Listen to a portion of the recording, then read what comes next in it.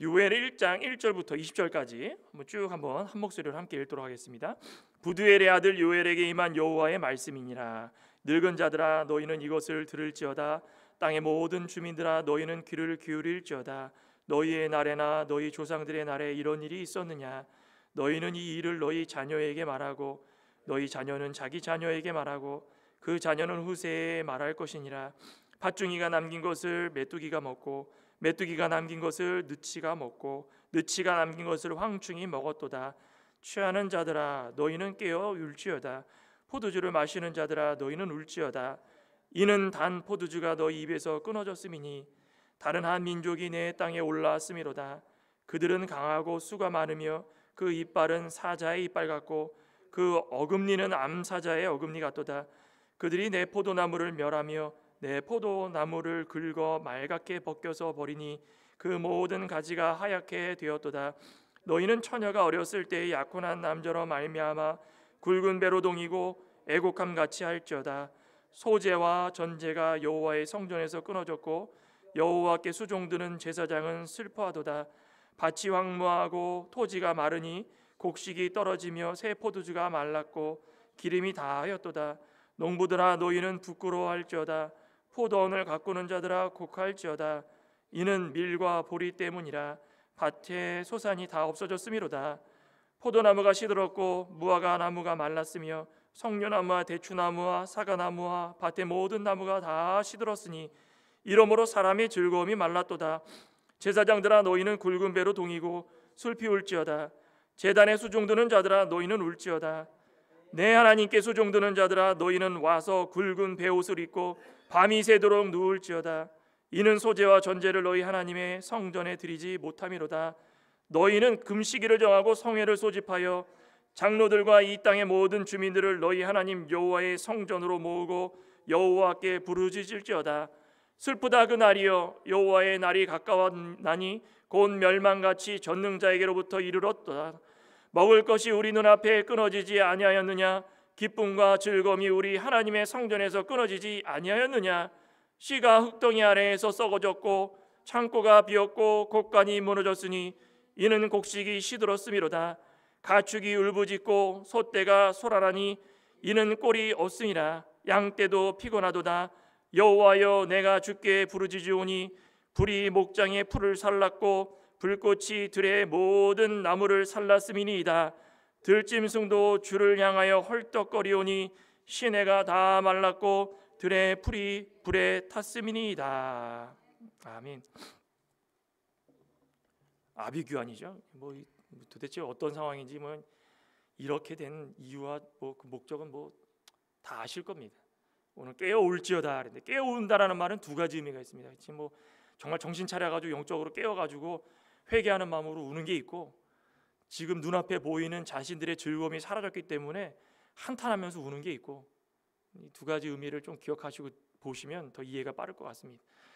요엘 선지자는 이 흐름상 여러 가지 사람들의 의견이 있지만 남유다의 제8대 왕인 요아스 왕 시대에 활동한 초기에 활동한 그 선지자가 아닌가, 전체적인 흐름에 따라 가지고 그렇게 추측을 해볼 수가 있습니다.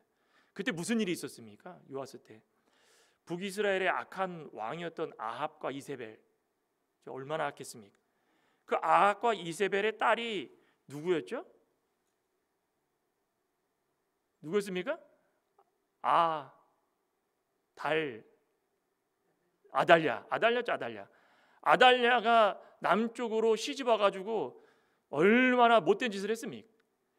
남쪽으로 시집와 가지고 그렇게 헤쳐놓다가 여호람이었죠. 여호람, 그죠? 헤쳐놓다가 나중에 아들 아하시아가 북이스라엘에 가가지고 협력한다 치고 가서 예후한테 죽임을 당했죠.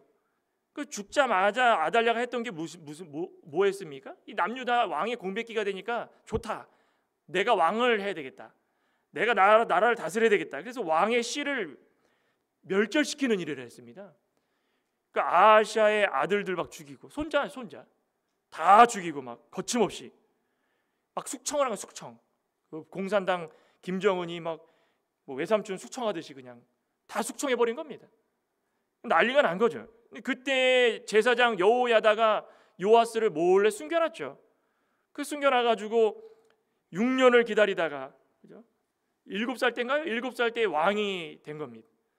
근데 생각을 해보시기 바랍니다. 7살 때 왕이 돼가지고 7살 왕을 섬길 수 있는 사람이 누가 있겠습니까?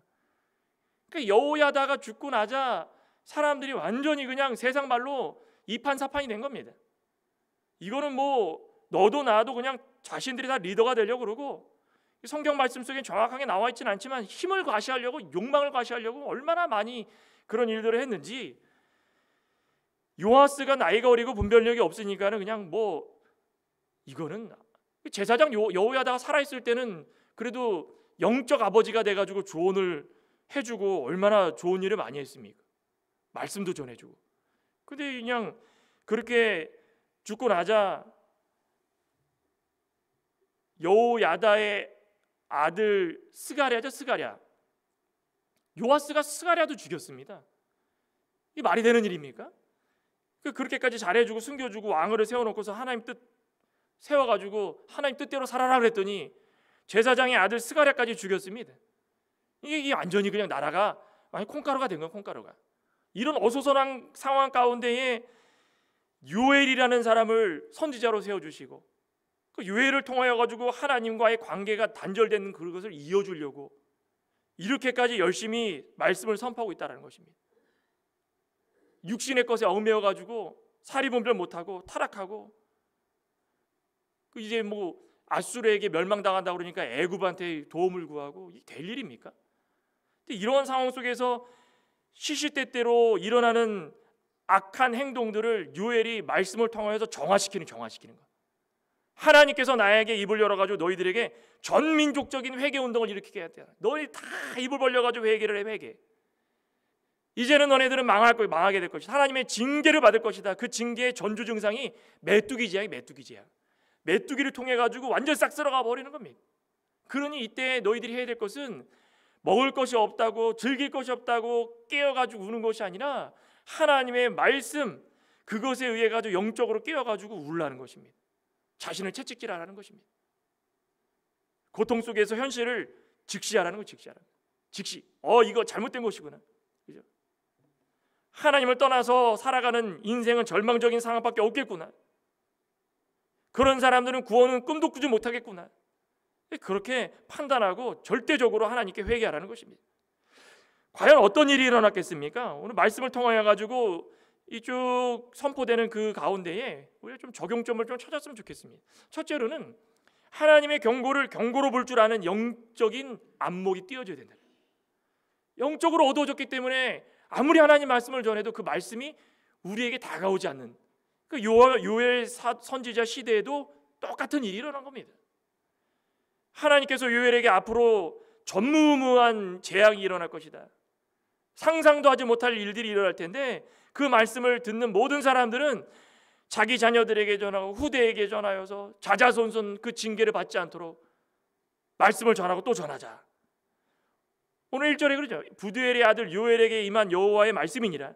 늙은 자들아 너희는 이것을 들을지어다. 늙은 자들이라는 것은 이게 지금 반복이 되래. 취하는 자들, 늙은 자들, 제사장들, 그 중책을 맡고 있는 지도자들을 뜻하고 있는 것입니다. 장로들. 늙은 자들아 너희는 이것을 들을지어다. 땅의 모든 주민들아 너희는 귀를 기울지어다. 주민들, 일반 백성들 말하는 것입니다. 너희의 날에나 너희 조상들의 날에 이런 일이 있었느냐? 너희는 이 일을 너희 자녀에게 말하고 너희 자녀는 자기 자녀에게 말하고 그 자녀는 후세에게 말할 것이니라. 팥중이가 남긴 것을 메뚜기가 먹고 메뚜기가 남긴 것을 느치가 먹고 느치가 남긴 것을 황충이 먹었도다. 요엘의 이 구체적인 활동 시기가 지금 요아스 시대라고 이야기는 하지만 구체적으로 나와 있지는 않습니다. 사실 요엘이라는 이름 자체가 여러 명이 있고 또 아버지 부두엘도 여러 명이 있지만 여기서 나오는 이 선지자 요엘이라는 이름은 그에 대한 뒷배경이 나오지가 않습니다. 백그라운드가 없습니다. 그런데 중요한 건 뭐냐면 이 엄중한 시기에 요엘이 부름을 받아가지고 하나님께 사명을 다하는 이 모습이 너무 인상적이라는 것입니다. 유다의 죄를 다 드러내가지고 곧 있으면은 전무후무한 재앙이 내릴 것이다, 심판이 내릴 것이다, 이 말씀을 전할 수 있다라는 그 자체가 얼마나 하나님 말씀이 우뚝 쓴 사람이겠습니까? 우리 찬송가 가사에도 그런 가사 있죠. 멸시천대의 십자가는 제가 지고 가오리다. 이름 없이 빛도 없이 감사하며 섬기리다. 많이 아시지 않습니까? 요즘 세상에 이름 없이 빛도 없이 일하려고 하는 사람이 누가 있겠습니까? 자기 알아줘야 되고 자기 능력 알아줘야 되고 한 자리 찾아야 되고. 정치권 보시기 바랍니다. 정치권에서 왜 그렇게 싸움이 납니까? 같은 당에서도 그냥 두세 사람이 싸우기 시작하고 찢어지고 하나가 되지 못하고, 교회에서도 마찬가지고 이름 없이 빛도 없이 뒤에서 모든 것을 도와주려고 하면 그런 싸움이 왜 일어나겠습니까? 찬송가 가사가 참 이게 오늘날에 우리에겐 필요한 가사인 것 같습니다. 요엘이 바로 그런 본보기가 된 겁니다. 이름도 없이 빛도 없이. 그 당시에 요엘에게 떨어지는 거 아무것도 없습니다. 하나 있으면 하나. 욕 먹는 거, 욕 먹는 거. 그에게 얻을 수 있는 것은 욕 먹는 것밖에 없습니다. 끌려다니고 욕 먹고, 예레미야 선지자처럼 두들겨 맞고 끌려가고 애굽으로 끌려가고 가기 싫다고 그러는데, 이런 선지자의 삶이 얼마나 안타까운 삶이겠지만 영적으로는 깨어있는 자들의 모습이라는 것입니다. 영적 스승 여호야다가 죽고 요아스 왕이 불안한 나머지 얼마나 엉뚱한 짓을 많이 했는지 여호와 하나님을 버려버렸습니다. 난 모르겠다. 이게 어린 7살의 왕이 돼가지고 아는 게 뭐가 있겠습니까? 하나님이 도와주시지 않으면 할 수 없는 겁니다. 7살의 왕이 된 것도 하나님이 세워주신 것이지 뭐 능력이 있어서 그 왕자리에 섰겠습니까? 하나님이 서라 했으니까는 여호야다를 통하여 가지고 그 자리에 섰으면 끝까지 하나님 붙들고 살아갈 수 있는 그 믿음으로 자랐어야 되는데, 6년 동안 제사장 밑에서 말씀 배웠는데 그거 다 어디 갔습니까? 이게 말씀 교육이라는 것도 그렇게 6년 해도 안 되는 게 안 돼. 끝까지 해야 돼. 평생. 다 컸다고, 내 자녀 다 컸다고 그냥 모른 척 하지 마시기 바랍니다. 20살, 30살 장가가고 시집 갔어도 부모님으로서 말씀 교육하는 거는 언제나 해야 되는 것 같습니다. 저도 지금 뭐 나이가 50 다 돼가고 있지만은 지금 돌아보면은 이 말씀으로 자라지 않았으면은 뭐 하고 있었을까, 그런 생각이 듭니다. 엄청 혼나죠. 주일날에 예배 끝나고 다 불러 앉혀놓고서 오늘 뭘 배웠냐 제목 대봐라. 모르면 혼나고, 그죠? 내용 좀 얘기 좀 해봐라. 뭐 했냐. 어린 나이에 또 학생 때 매 앞에 앉아라. 앉아가지고 꾸벅꾸벅 졸다가 이름 불려가지고 혼나고.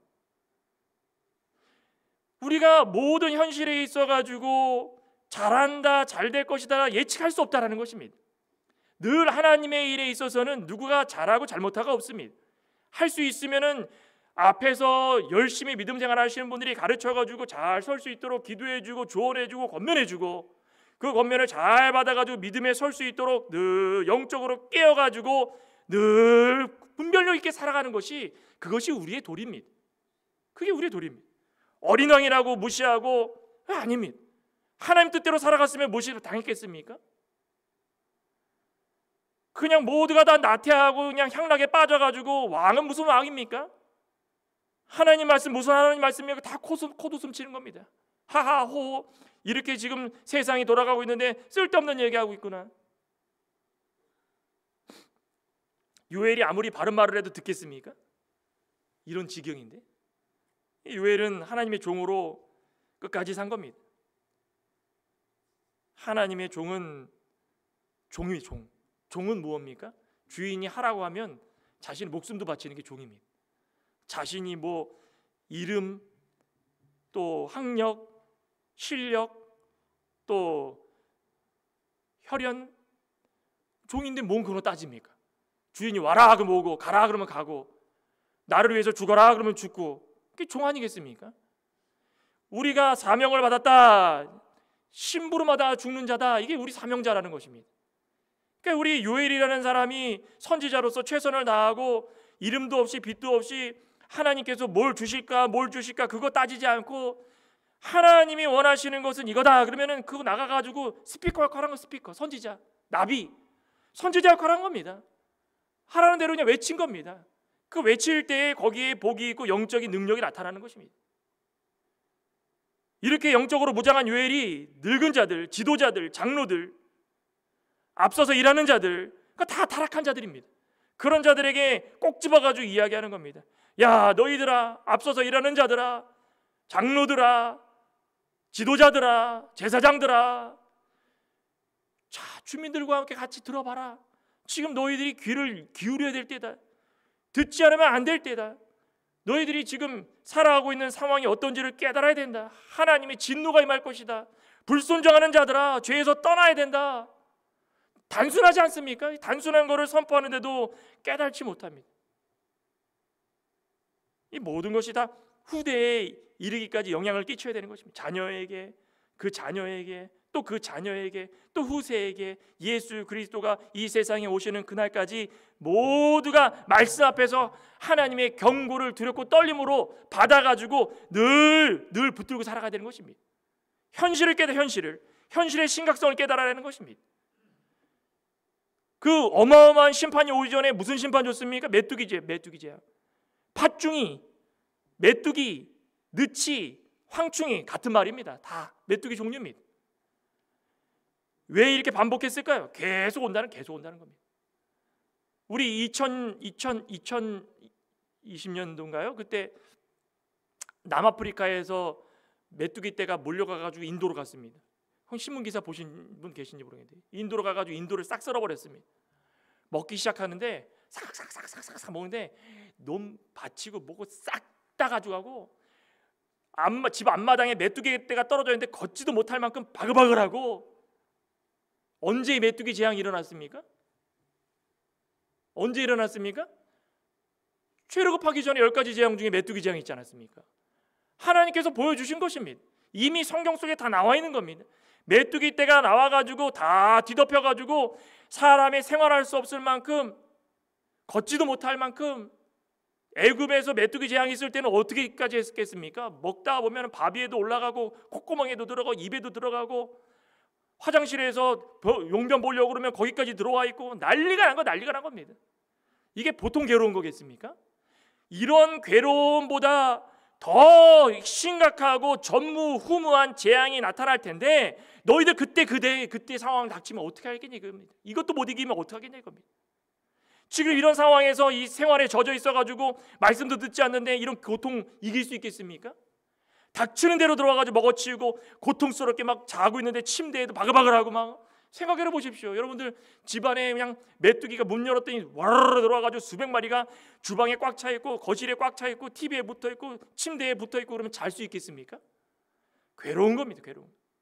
하나님 말씀 듣는 것이 그렇게 괴로울 수 있다는 것입니다. 언제 그렇습니까? 하나님 말씀 순종 안 하고 살아가면 그런 겁니다. 하나님 말씀 순종하고 살아가면 너무 달콤하고 좋고 또 읽고 싶고 하나님 제가 이런 거에 있어가지고 정말 말씀대로 살지 못했으니 회개합니다라고 선포할 수 있지만 말씀대로 살지 못하니까는 그런 재앙을 당할 때마다 일상이 괴로운 겁니다. 일상이요. 들을 때마다 그냥 귀가 아프고 마음이 그냥 찢어질 듯이 아파가지고 괴로워서 듣기 싫은 겁니다. 그 시대가 이런 거예요. 그 시대가. 재앙이 한 번 지나면 끝입니까? 팥중이가 지나가고 메뚜기가 지나가고 느치가 지나가고 황충이가 지나가고 계속된다라는 계속. 하나님 찾고 부르짖을 때까지 계속된다라는 것입니다. 죄를 회개하고 하나님 앞에 무릎을 꿇고 완전하게 자기를 버리지 않으면 끝이 없다라는 것입니다. 죄는 모양이라도 버리라고 했는데 그러지 못하고 살아가기 때문에 이게 얼마나 일상 중에 하나님 말씀 무시하고 그 경고의 목소리를 무시했으면 이렇게까지 일어나겠습니까? 무서운 결과입니다. 깨어 울어야 됩니다. 깨어 울어야지 하나님의 말씀이 우리의 영적인 안목이 환하게 튀어져가지고 이게 말씀이구나 깨우치지. 아무리 선포해도 이거 깨닫지 못하면 영적 안목이 어두워진 상태라는 것입니다. 둘째는 무엇입니까? 결코 시들지 않은 영적 희락, 영적 기쁨을 소유해야 된다는 것입니다. 영적인 기쁨은 시들지 않습니다. 제사장 여호야다가 죽은 후에 요아스 왕이 타락해가지고 나라와 백성들에게 다 영향을 끼친 겁니다. 노인들, 주민들, 취하는 자들, 제사장들 포도주에 취하고 제사는 중단이 되고 일상생활은 붕괴가 되고 평화로웠던 모든 것들은 차츰차츰 다 엉망이 되고 평범하다 생각했던 날들은 점점 고통스럽게 다가오고 뭘 해야 될지 모르겠고 절망뿐이고 어떻게 건디겠습니까? 5절에 그러죠? 취하는 자들아 너희는 깨어올지어다 포도주를 마시는 자들아 너희는 울지어다. 이는 단 포도주가 너희 입에서 끊어짐이 다른 한 민족이 내 땅에 올라왔음이로다. 그들은 강하고 수가 많으며 그 이빨은 사자의 이빨 같고 그 어금니는 암사자의 어금니 같도다. 그들이 내 포도나무를 멸하며 내 무화과 나무를 긁어 말갛게 벗겨서 버리니 그 모든 가지가 하얗게 되었도다. 희망이 없다라는 것입니다. 사람들이 취해가지고 방탕합니다. 오늘은 저 집 가서 먹고 내일은 저 집 가서 먹고 오늘은 길가에서 먹고 오늘은 어디에서 먹고 취하고 세상의 쾌락에 취하고 이성끈을 놓고 시집가고 장가가고 늘 죄를 범하면 이런 일이 반복되는 것입니다. 나이가 많아가지고 지도자의 역할을 하는 사람이나 일반 백성들이나 다 취하고 그냥 스스로 모든 것을 포기하고 오늘 하루만 먹고 죽자. 그때에 갑자기 메뚜기 떼가 몰려와가지고 포도나무를 먹어치기 시작합니다. 자 보자, 너희들이 그렇게 포도나무 키워가지고 포도나무에서 나오는 포도를 가지고 열매를 술로 만들어가지고 술을 먹었지. 그래, 너희들이 물이 없어가지고 내가 이 잠깐의 식수로 사용할 수 있게끔 해줬지만 너희들이 지금 아예 술로 사용하라고 있구나. 먹고 또 먹고 포도나무에 몰려와가지고 메뚜기들이 포도나무를 갉아먹기 시작합니다. 싹 다 갉아먹어가지고 하얗게 되고 이제는 아예 술을 먹게 돼버렸습니다. 얼마나 취했으면은 취한 자들아 깨어 울어라. 포도주를 마시는 자들아 너희는 소리내어 울어라. 당장에 포도주가 없으니까 얼마나 괴롭겠습니까? 술 때문에 중독돼 가지고 치료받는 분들 참 많은데 술 드시지 말기 바랍니다. 여기 뭐 앉아 계신 분들 술 안 드시겠죠. 교회를 다니는 분들도 예전에는 그래도 오래전부터 기독교적인 문화가 미국에서 장로, 북장로, 남침내 막 다 들어와 가지고 술하고 담배를 우리나라 사람들 경강에 무익하고 백해 무익하니까 먹지 말아라 그래 가지고 성경적으로 다 금하고 그냥 다 했는데 시대가 흐르니까는 어떤 청년 사역자들은 청년들과 대화해야 된다고 호프집 가가지고 맥주 한잔 마시면서 대화 나누고, 어떤 목사님은 인생이 괴롭다고 성도들 다 보낸 다음에 목양실에서 혼자 깡소주 마시고 있고, 실제 일어나는 일입니다. 실제 서로 둘러앉아가지고 세상 사람들이나 할 수 있는 일들을 먹고 죽자 그러면서 구역이 모임에서 술을 가지고 먹고 있고, 청천벽력과 같은 외침이 일어나는 것입니다. 깨어라, 깨어라, 당장에 깨어 있어라. 모든 원인이 죄 때문인 것을 그는 모른다는 것입니다. 죄입니다, 죄. 술에 취하고 방탕한 삶을 하고 죄에 대해서 울면서 회개하라고 그랬는데 그 외침마저도 무시해버리고, 깨어서 울으라고 그랬는데 우는 것이 포도주가 더 이상 있지 않아가지고 울기나 하고, 나의 쾌락이 더 이상 누리지 못해서 울기나 하고. 아니 그들이 울면은 뭔 이유가 있어야 될 거 아니겠습니까? 그 요엘이 말씀을 전할 때 외침을 통하여 가지고 말씀대로 살지 못한 것을 깨어 가지고 울어라 그랬더니 포도주 얻지 못했는데 이거 어찌할꼬. 죄는 이렇게 우리 영혼을 마비시키는 것입니다. 영혼을 마비시킵니다. 잠언 23장 31절에 뭐라 그랬습니까? 포도주는 붉고 잔에서 번쩍번쩍거리는, 번쩍번쩍. 먹고 마시면 어떻게 한다고 했습니까? 순하게 내려가지만 또 먹고 또 먹으면 나중에는 막 파도처럼 땅이 울렁울렁거리고, 막 성경에 그대로 나와 있죠. 뭐 읽어서 뭐 하겠습니까? 다 아는 내용인데. 걷고 있는데 그냥 돛담배가 바다에서 출렁출렁하는 것처럼 사람들이 출렁출렁거리는데 왜 그랬습니까? 취해가지고 이쪽으로 가는지 저쪽으로 가는지. 그러면서 말씀은 무슨 말씀이겠습니까? 잔에서는 그냥 번쩍이 돼 나중에는 뱀같이 그냥 쏴버려가지고 독사같이 쏴버리고 자신을 죽이는 것입니다. 세상 사람들도 그러죠. 술이 섬에는 사람이 술 먹고, 근데 뭐라 했죠? 술이 술 먹고 술이 사람 먹는다 그랬나요? 이게 없는 말이 아닙니다. 술은 아직 보지도 말아야 돼요. 보지도 말아야 됩니다. 담배 백해 무익한 겁니다. 건강에 좋다고 그래가지고 드시지 말기 바라. 아니 뭐 디모데는 위가 안 좋아가지고 포도주 먹지 않았습니까? 아유 제발 그런 말 하지 마시기 바랍니다. 그러면 디모데처럼 사명 감당하고 계십니까? 그죠? 디모데처럼 소아시아 교회 돌아다니면서 환난 받고 핍박받고 이렇게 그렇게 하시면 하십시오. 그렇게 하다 스트레스 받아가지고 위가 아파가지고 성경적으로 포도주 한 잔 먹고 싶다고 그렇게 하십시오. 그러면 성경적으로 하시고 싶으면. 근데 말씀도 지키지도 않고 전하지도 않고 순종도 안 하고 교회도 잘 안 나오고 등록은 해놓고 기독교인이라고 하면서 술에 빠져가지고 나중에 물어봤더니 아이고 옆에 있는 장로님도 드시고 집사님도 드시고 디모데도 먹고 사도 바울이 디모데에게 뭐 추천해줘. 그런 건 잘합니다. 기가 막히게 잘합니다. 그런 거는 다른 말씀 몰라도 그런 말씀은 기가 막히게 잘합니다. 모든 걸 다 빼앗기고 수치를 당할 뿐입니다. 어떤 수치 당합니까? 시간이 지나면 다 알게 되어 있지만 첫째는 하나님께서 더 이상 보호해 주시지 않습니다. 제일 하나님의 징계 중에 최고로 마지막에 주시는 징계가 무엇입니까? 유기입니다. 유기. 버려지는 것입니다. 지금은 잠시 말씀 가운데 지키지 않다가 일시적으로 유기를 통하여 가지고 고통당하는 것처럼 보이지만 나중에 되면 아예 버리십니다. 아예 버려버리십니다. 지금 겪고 있는 이것을 통하여서 깨달으라는 것입니다. 민족적으로 한 민족이 이방 나라의 침략을 당하기 일부 직전에 하나님께서 선지자들을 보내주셔가지고 깨달으라고 했는데 그거 깨닫지 못하고 있으니 이게 얼마나 괴로운 것입니다. 그때 바로 서가지고 아수로 침략당할 거니까 하나님 뜻대로 그냥 침략당해라. 그럼 알겠습니다. 그럼 70년 있다가 돌아와가지고 회복되는 겁니다. 근데 그거 하지 못하니까 메뚜기 떼처럼 몰려와가지고 막 피해를 주기 시작하는 겁니다. 두 번째 어떤 수치를 당합니까? 8절에 봤더니요, 너희는 처녀가 어렸을 때 약혼한 남자로 말미암아 굵은 배로 동이고 애곡함 같이 할지어다. 애곡하는 거 지금 뭡니까? 지금 처녀, 제사장, 농부 여기 지금 말씀 가운데 쭉 나옵니다.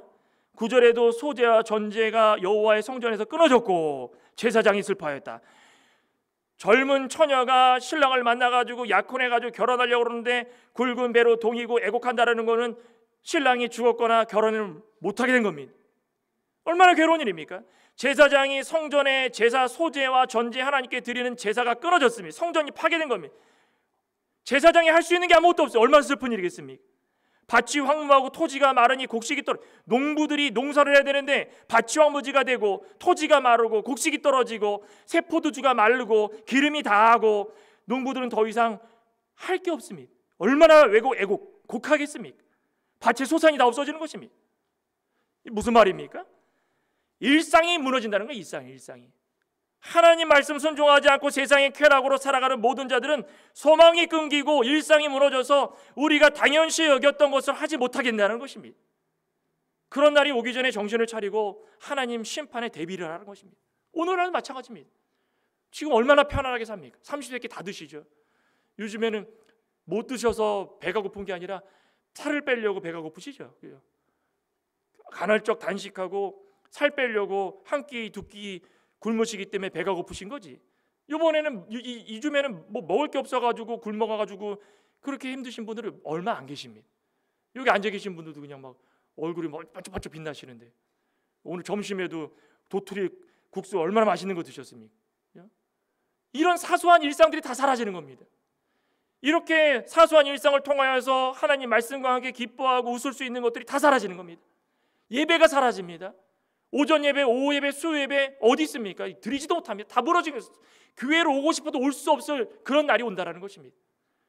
지금 세상 보십시오. 전쟁이 일어나고 하나님 예수님께서 이 세상에 오시기 전에 징조들이 계속 일어납니다.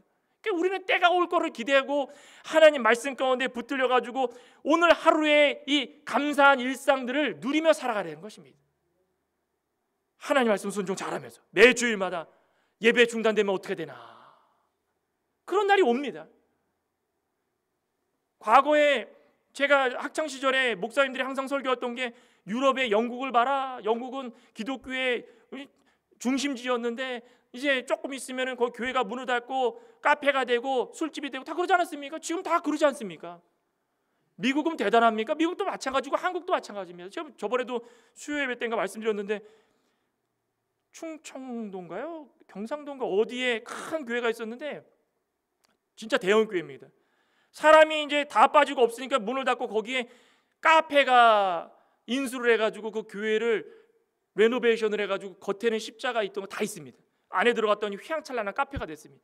그거 줄 섰습니다. 사람 줄 섰습니다. 예배라고 줄 쓴 게 아니라 커피 마시고 술 마시려고 줄 섰습니다.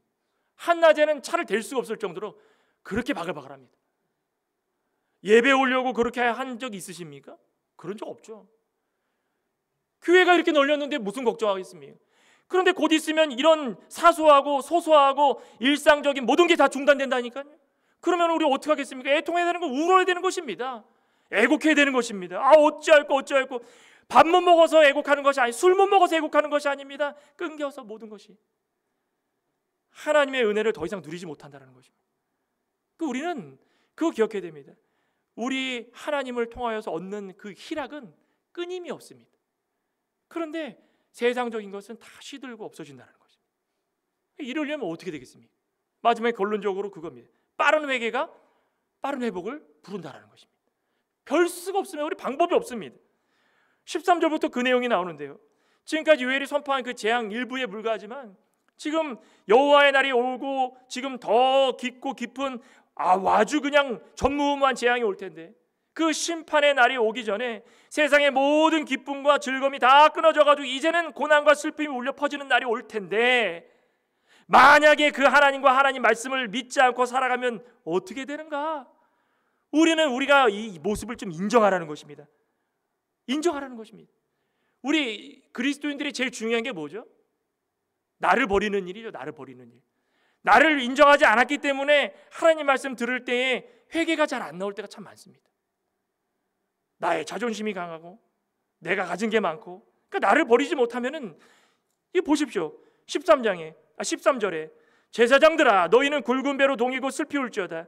제단에 수종드는 자라 너희는 울지어다. 내 하나님께 수종드는 자들아 너희는 와서 굵은 배 옷을 입고 밤이 새도록 누울지어다. 이는 소제와 전제를 너희 성전에 드리지 못함이니라. 너희는 금식을 정하고 성회를 소집하여 장로들과 이 땅의 모든 주민들을 너희 하나님 여호와의 성전으로 모으고 여호와께 부르짖을지어다. 회개하라는 것입니다. 다른 거 다 필요 없다. 교회가 무너졌다고 너희들이 주지 않겠느냐? 모이라는 것입니다. 대표를 제사장을 정하여가지고 제사장들이 굵은 베옷을 입고 회개하면서 먼저 죄를 뿌리면서 모이라는 것이며, 성전을 너희들이 다시 세워가지고 금식을 하면서 성회를 소집하고 이날은 주일이니까 모이라는 것입니다. 그럴 때 희망이 있는 것입니다. 슬프다 이날이여 여호와의 날이 가까웠나니 곧 멸망같이 전능자에게로부터 이르리로다. 먹을 것이 내 눈앞에 끊어지지 아니하였느냐? 슬픔과 즐거움이 우리 하나님의 성전에서 끊어지지 아니하였느냐? 씨가 흙덩이 아래에서 썩어졌고 창고가 비었고 곡관이 무너졌으니 이는 곡식이 시들었음이로다. 가축이 울부짖고 소떼가 소란하니 이는 꼴이 없음이로다. 양떼도 피곤하도다. 그러면 너희들은 이 모습을 보면서 뭘 해야 되겠느냐? 속수무책, 아비규환, 이 상황에서 무엇을 해야 되겠느냐? 또다시 육신의 배고픔과 취함을 통하여서 즐거움을 얻으려고 하겠느냐? 아니다. 18절에 19절에 여호와여 내가 주께 부르짖으오니 불이 목장의 풀을 살랐고 불꽃이 들의 모든 나무를 살랐음이니이다. 들짐승도 주를 향하여 헐떡거리오니 시내가 다 말랐고 들의 풀이 불에 탔음이니이다. 소망은 어디에만 있답니까? 주를 향하여 부르짖을 때 소망이 있다는 것입니다. 저와 여러분들은 이 모습을 좀 기억하시기 바랍니다. 환난 당할 때 우리가 해야 될 일은 일상이 무너졌다고 슬퍼하는 것이 아니라 영적으로 깨어가지고 하나님 앞에 부르짖는 거, 그럴 때에 우리의 가운데 빠른 회복이 있다는 것입니다. 다시 한번 이 말씀을 좀 기억하시면서 말씀의 메마른 이 시대에 우리가 어떻게 살아가야 되는가, 우리를 말씀의 채찍으로 좀 다스릴 수 있는 저와 여러분 되시기를 간절히 소망합니다. 기도하시겠습니다. 하나님 감사합니다. 깨어 울으라고 그랬는데 무엇을 놓고 울어야 되겠습니까? 일상이 무너져서 우리 기쁨이 사라져서 할 수 있는 것들이 없어져서 울어야 되겠습니까? 아니면 하나님 말씀이 우리 가운데 울려 퍼질 때에 우리의 양심이 하나님 말씀을 순종하지 못한 것에 깨어서 울부짖어야 되겠습니까? 아버지 하나님, 일상이 무너지기 전에, 교회가 무너지기 전에 먼저 깨어서 하나님 말씀으로 무장할 수 있는 그리하여서 하나님이 우리에게 영적 희락을 주셔서 기쁨으로 살아갈 수 있는 우리 모두가 될 수 있게 주시옵소서. 예수님의 이름으로 기도드리옵나이다. 아멘.